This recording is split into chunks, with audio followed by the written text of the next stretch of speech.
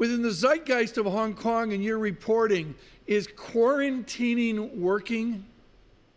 Well, it has to be done, doesn't it? But the problem on this cruise ship is you quarantine 3,700 people on board a cruise ship, which has, of course, the air circulation all intertwined, the plumbing, the food. You keep everybody on the ship and you're going to have co-infections. And that's why the Japanese response has been heavily criticized, even as far away as Israel and Benjamin Netanyahu. There's 15 Israelis on there. He came out yesterday criticizing the slow attempt to quarantine and piecemeal release some people off. And then now you're getting criticism inside of Japan for today the disembarkation en masse started happening.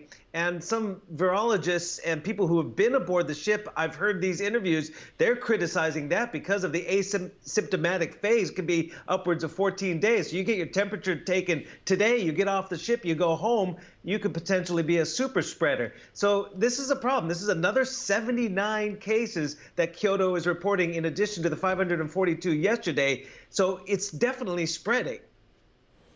But, Stephen, what do we know about, is it spreading less fast than it used to? If you look at the death toll, so it's past 2,000, but we've had also, some encouraging news maybe on how much it's spreading. Do we trust that data? Do we just need to wait 2 or 3 weeks?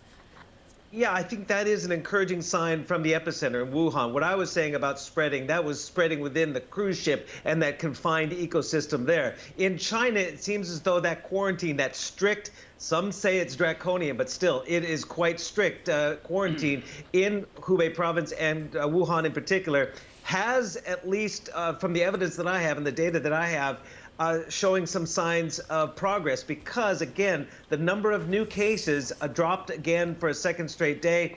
And for the first time, I believe, the number of new cases was below the number of people who were discharged.